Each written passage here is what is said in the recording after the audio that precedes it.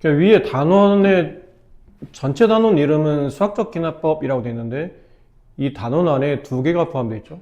지금 얘기하는 수열의 기납적 정의랑 그 다음에 수학적 기납법. 수학적 기납법은 증명법이고요. 얘는 수열을 표현하는 방식을 말합니다. 근데 우리가 앞으로 그 전에 우리가 수열을 표현할 때는 주로 이렇게 숫자를 보통 많이 주죠. 주고 나서 이 수열을 정의 내리세요. 그래서 뭐 일반항이라든지 이런 걸 통해서 수열을 정의 내리는 방식을 많이 했는데 이번에 수열을 정의하는 방식은 이렇게 숫자를 직접 보여주는 게 아니고 다 보여주는 게 아니고 일부를 보여줘요. 그 일부가 보통은 첫 번째 항 혹은 두 번째 항 혹은 세 번째 항 이런 식으로 몇 개 항만 보여줘요.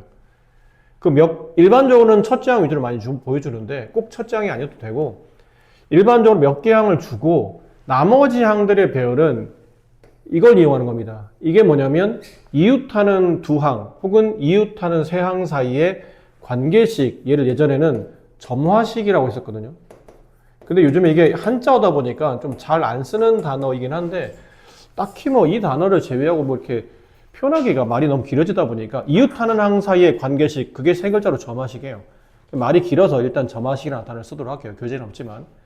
그러니까 점화식, 이웃하는 항 사이의 관계식을 통해서 나머지 항들을 유추하게 만드는 거예요. 아, 이렇게 항이 배열되겠구나. 그러면서 전체 수열이 이렇게 나타나겠군 하면서 정의하는 방식을 수열의 귀납적 정의라 불러요. 수열을 표현할 때 귀납적 정의한다라는 표현은 지금 얘기한 것처럼 몇 개 항을 보여주고 이웃하는 항사의 관계식을 통해서 나머지 전체 항을 이해하게 만드는 방식을 수열의 귀납적 정의라 부르고, 그러려다 보니까 결국은 점화식이 필요하겠죠. 이웃하는 두 항 사이의 관계식, 여기 나와 있어요. 그래서 보통은 가장 많이 쓰이는 게 우리가 알고 있는 등차 수열, 등비 수열이죠.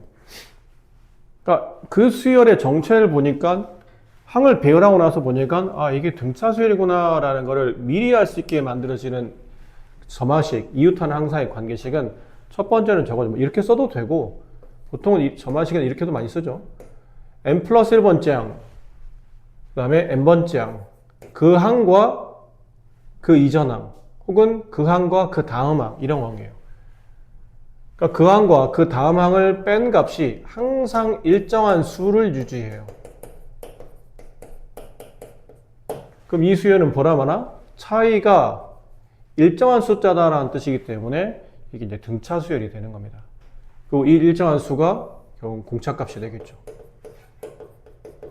그럼 이 수열 전체는 특정한 한두 개가 아니고 전체 항이 다 이런 규칙을 따라 움직인다는 뜻은 이 수열 A에는 등차 수열이다,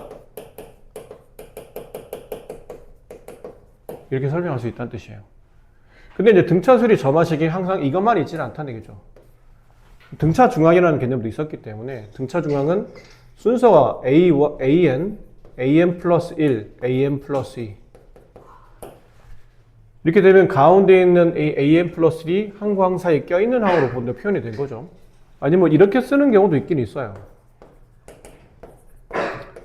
근데 보통 책에는 이 표현보다는 위에 있는 표현을 더 많이 쓰는 이유가 밑에 있는 애는 n에다가 1을 대입할 수가 없죠. n에 1 대입하면 이게 0항이 되잖아요. 그러다 보니까 표기법이 조금 불안하기 때문에 주로 위에 있는 표현을 많이 씁니다. 그래서 이랬을 때, 이런 항 3개가 있을 때 가운데 있는 항을 2배 했더니 양쪽 끝에 있는 두 개 항의 합과 같더라. 이렇게 되면 이 수열을 등차 수열이라 말하죠. 근데 이게 3개 항에 성립할지 4개 항에 그러니까 이게 일정한 특정한 3개 항에 성립할지 아니면 모든 수열에 성립할지 어떻게 합니까? 그러면 n으로 일반화시켰기 때문에 모든 항에서 당연히 성립하겠죠. 숫자가 딱 3개야 이렇게. 여러분 착각하시면 안 됩니다. 이렇게 되면 가운데 있는 b가 등차 중항이 되죠. 그러면 그러니까 이 세 숫자를 가지고 있는 나머지 어떤 숫자를 갖든 간에 요 3개 숫자가 이게 성립한다고 해서 이 전체가 등차라 말할 수 있나요? 그럴 수는 없잖아요. 요 3개만 그렇지 나머지는 알려진 바가 없으니까. 그러니까 얘는 일반화가 안 된 겁니다, 사실은. 이 3개 숫자만 성립하는 거고, 걔를 일반화한 게 이거죠. 어떤 항을, n에다가 어떤 숫자를 대입해도 모든 항마다 3개 항이 항상 저런 규칙을 갖는다는 뜻은 이 수열 역시나 전체가 등차 수열이 성립하는 등차 수열에 대한 점화식에 대한 표현이 보통 이렇게 혹은 이렇게 많이 표현된다는 거죠.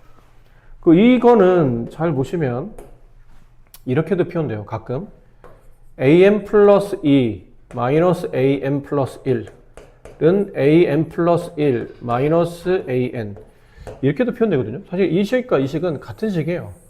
이게 어떻게 같을 수가 있나요? 그러면 여기는 2am 플러스 1은 am 플러스 1이 두 번 더 셈된 거예요.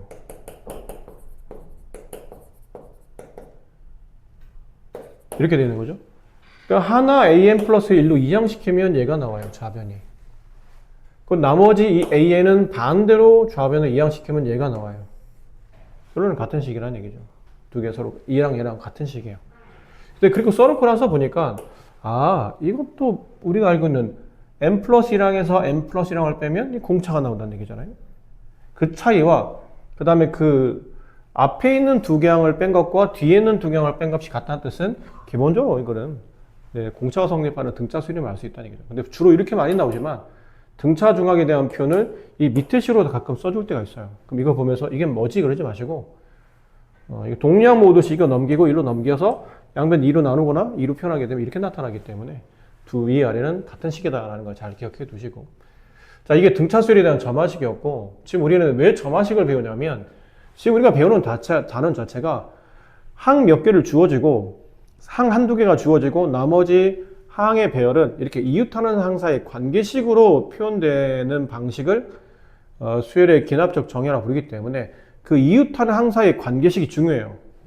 근데 그 중에 가장 대표적인 게 두 개라는 얘기죠. 우리가 배우는 게 등차 등비이기 때문에. 그럼 등차 수릴 때 점화식과 등비 수릴 때 이웃하는 항사의 관계식인 점화식을 한번 확인해 보자라는 것 뿐인 거고, 그럼 등비 수릴 때는 뭐 당연히 이렇지 않을까요? m 플러스 1항은 n항에다가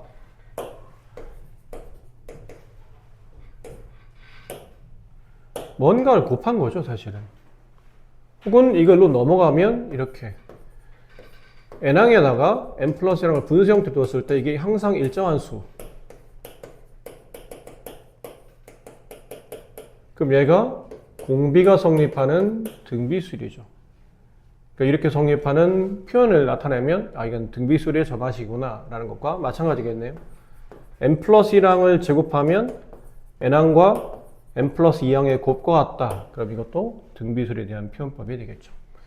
이것도 마찬가지예요. 이것도 같은 표현이 뭐가 있을까요? am 플러스 1과 am 플러스 2 am분의 am 플러스 1 같다. 이 말과 이 말은 같은 말이에요.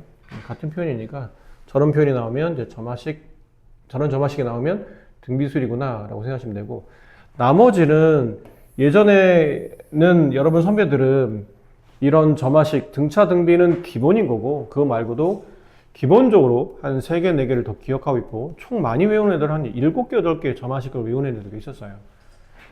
그렇게 해서 이제 문제를 빨리빨리 나올 때마다 적용시켰는데, 지금 이 교과가 많이 축소가 돼서 등차 등비를 제외한 나머지 점화식을 외우는 것 자체는 큰 의미가 없어졌어요. 예전에는 그걸 외워서 일반항도 구하고 그거에 대한 이제 활용 문제도 많이 풀었었는데, 지금은 이렇게 등차 등비를 제외한 나머지들은 숫자를 배열해서 그 나열된 규칙을 통해서 찾자는 게 일반적이지, 공식을 외운다 이런 것들은 외신 교과에서 다 빠져나왔기 때문에 이거를 뭐 외운다는 느낌보다는 나머지는 나열해서, 그러니까 등차 등비, 이건 등차 등비고요. 죄송합니다. 페이지를 잘못 봤네요. 이건 등차 등비고, 요 밑에 있는 거 있죠. 오른쪽, 이런 것들. 이렇게 오른쪽에 나와 있는 이런 것들. 아니네요. 여기도 아니네. 이건 위에 있는 거 등차잖아요. 그렇잖아요. 아니구나. 여기 오른쪽에 나와 있는, 오른쪽 위에 나와 있는 이 부분이 등차도 아니고 등비도 아닌 그런 수열들에 대한 일반 규칙을 말하고 있는 것들인데, 저거는 뭐 외운다고 될 건 아니고 좀 이따 선생님 간단하게 문제를 풀면서 표현을 해 드릴 거고, 맨 마지막에는 이거는 이제 증명법이라고 그러죠.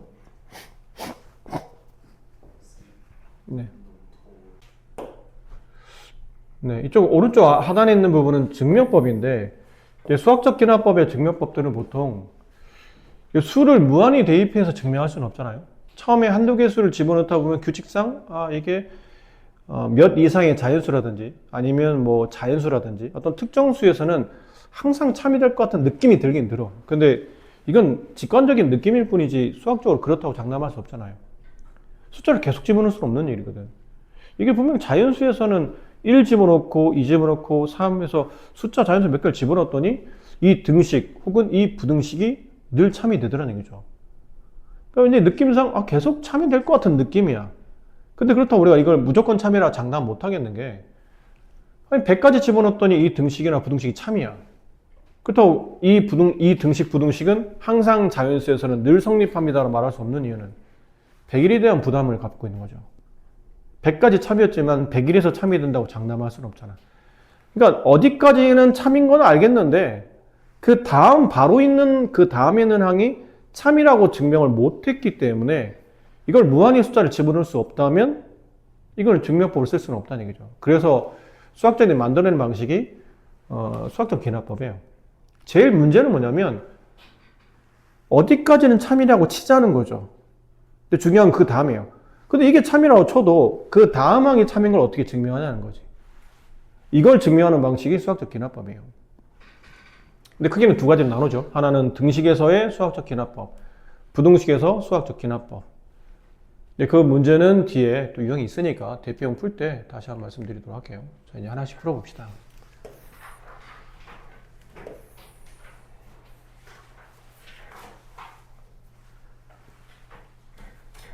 네, 수열 AN이 첫째 항이 10이고 이걸 보면 첫째 항을 보여주고 이웃하는 두 항 사이의 관계식을 보여줬죠. 이게 이제 수열의 기납적 정의인 거죠.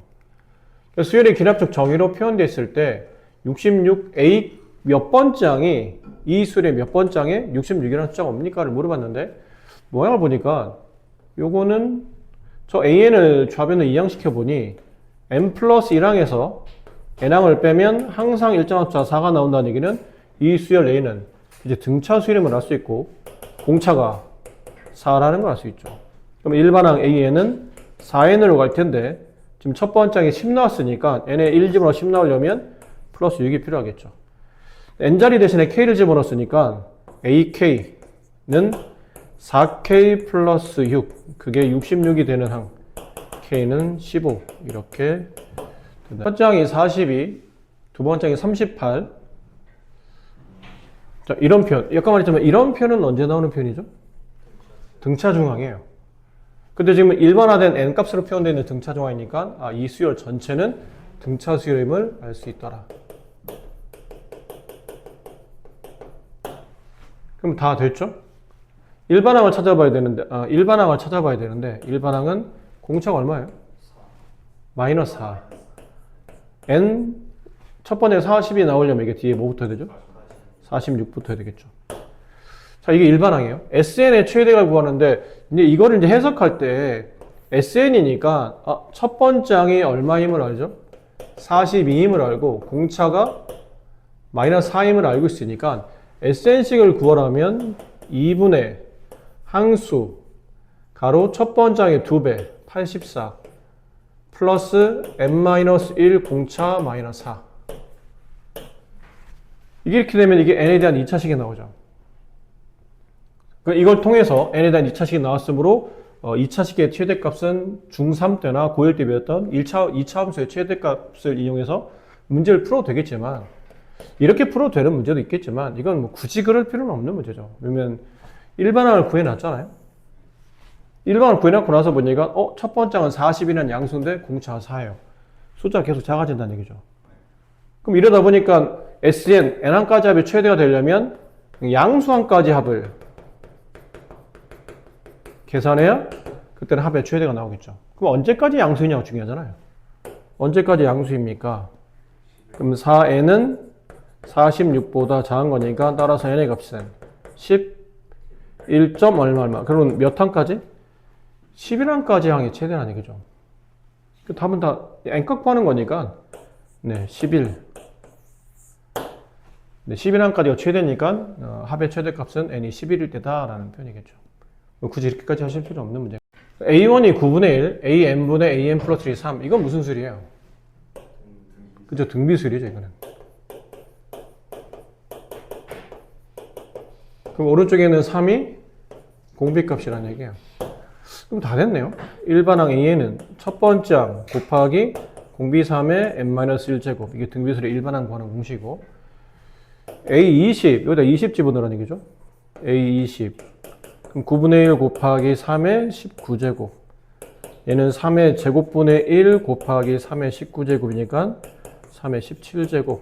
그래서 K값은 17이 정답이다가 돼요. 리얼 AN이 A1이 3의 8제곱이고 로그 3의 AN 플러스 1은 로그 3의 AN 플러스, 그러니까 로그 나오면 순간 우리가 또 순간 흠칫하는데, 로그는 사실 덧셈이나 뺄셈일 때는 우리한테 새로운 규칙을 알려주죠.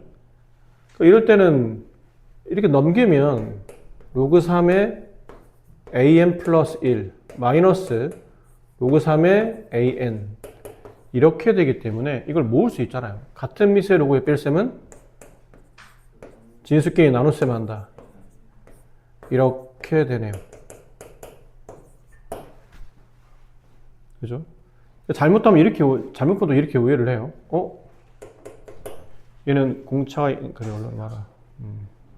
이거는 오해할 수 있습니다. 이렇게 뺄셈이 나오는데 2가 나오다 보니까, 아, 이거는 공차가 아닐까라고 착각을 할 수 있다는 거죠. 근데 알고 보니까 공차가 아니고 공비였던 거예요. 이유는 이게 로그를 정리할 때, 전 앞쪽에서 우리가 다 배웠던 개념이잖아요. 3의 제곱으로 저 로그를 정리하면 이렇게 표현되죠.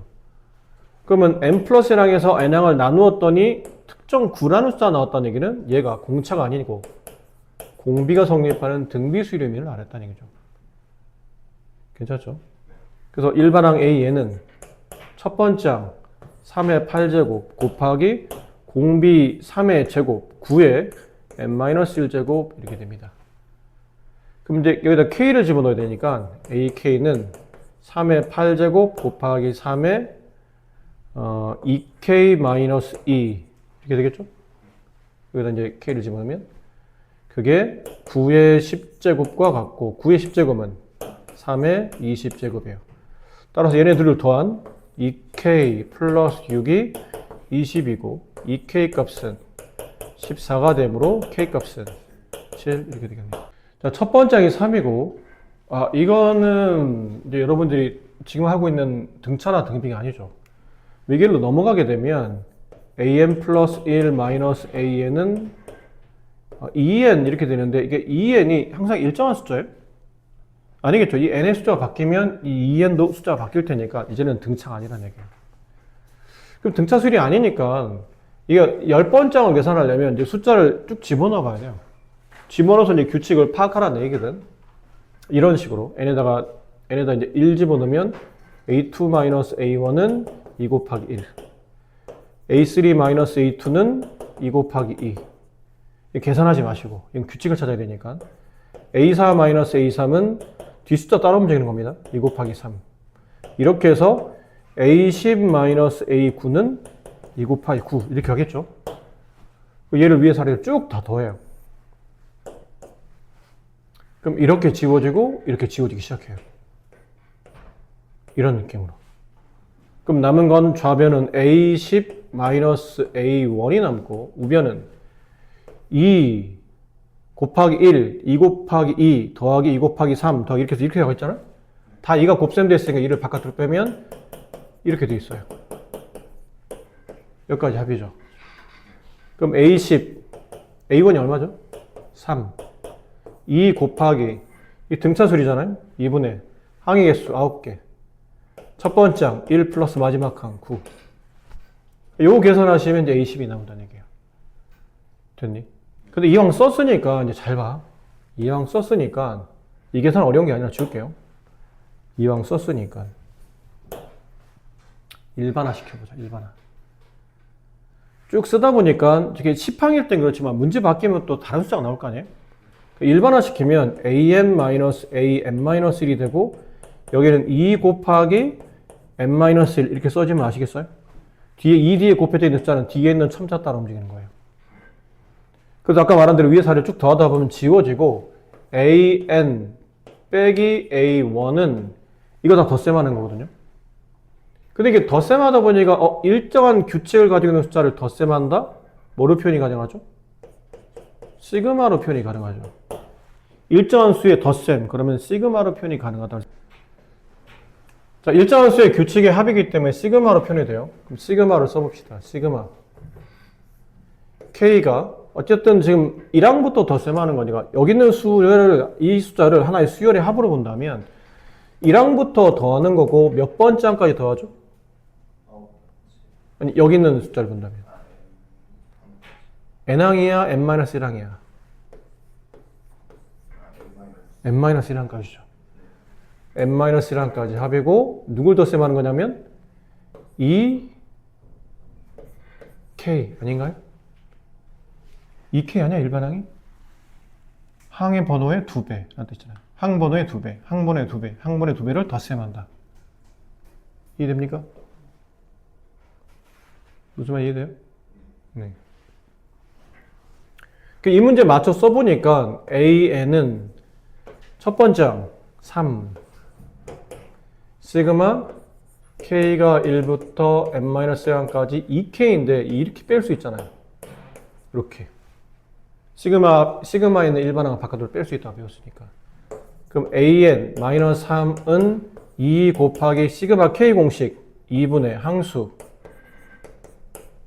곱하기 항수 플러스 1 이렇게 기억하죠? 시그마 K 공식 이렇게 약분을 해요.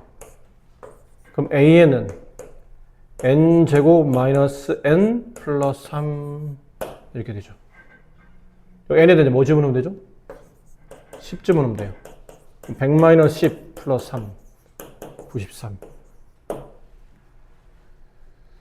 자, 이걸 근데 왜 보여드렸냐면 여러분 교과과정에는 없지만 혹시 개차 수열이라는 말 들어봤어요? 안 들어봤어요? 학교 선생님 말씀 안 하셨던가? 이게 아직 안 났구나. 이게 개차 수열이라는 게 있는데 자, 이 수열을 잘 봐라. 잘 봐. 1항이 3이잖아? 그럼 2항은 얼마일까요? 여기 n에다 1 집어넣으면 2항은 이게 3이고 2를 더했으니까 5.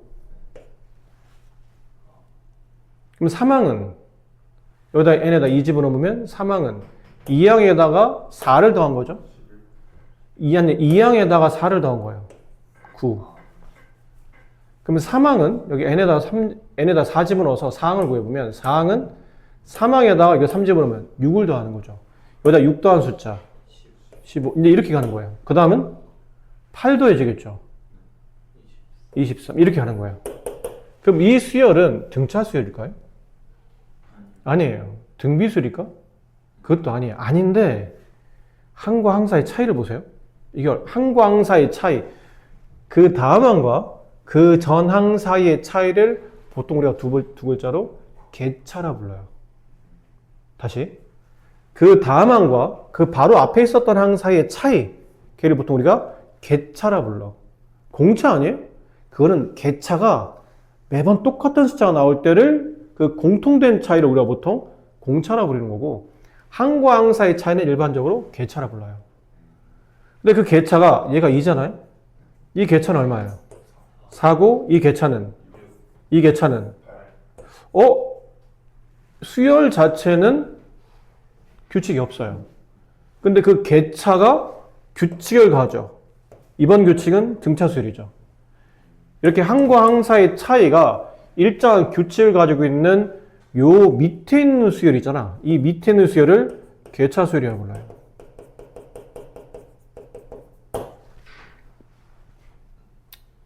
맞니? 됐니? 이런 걸 지금 우리가 공부하는 거예요. 이런 거를. 이걸 쓸 건 아니야. 이거는 그냥 여러분이 못 알아들을까 봐 예를 보여드린 거고. 하다 보니까 이렇다는 얘기죠. 만약에 이렇게 가다가 나중에 여기 10번째 항에 뭐가 오는지, 이 수열에 10번째 항에 뭐가 오는지 알고 싶으면 이렇게 보면 된다는 얘기죠. 이 수열에 n번째 항을 구할 때 규칙이 뭐냐면, 일단 첫 번째 항에다가 개차의 첫 번째 항인 2를 더하면 두 번째 항이 나오죠. 그치? 그러니까 이렇게 써버릴까요? 두 번째 항을 구하려면 원수열의 첫 번째 항에다가 개차의 첫 번째를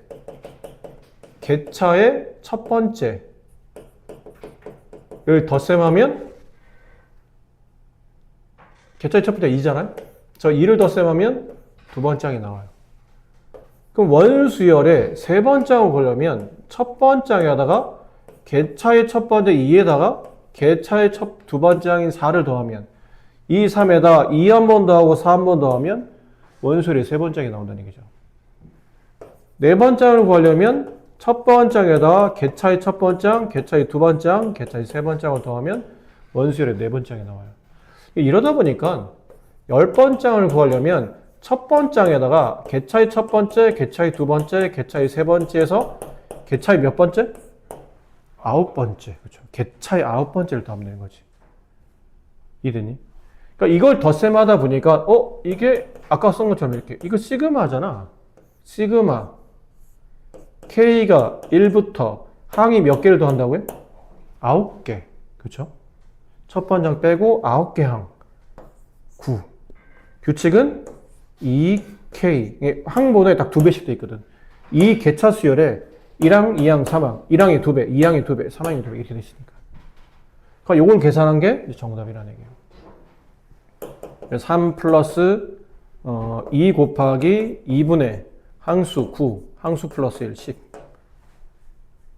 됐나요? 90에다가 3 더하면 93 이렇게 된다는 거죠. 자, 이 얘기를 왜 길게 하냐면 이제 개차 수열의 일반항을 구하는 걸 알면 이런 식의 문제는 좀 쉽게 풀 수 있어요. 자, 보세요. 개차 수열의 일반항 구하는 공식은 이겁니다. an 플러스 1이 an 여기 나온 것처럼 여기 나와 있는 수열이 이렇게 fn 이렇게 써져 있잖아요. n에 대한 어떤 관계식인 거예요. 아셨죠? 이게 n에 대한 관계식이에요.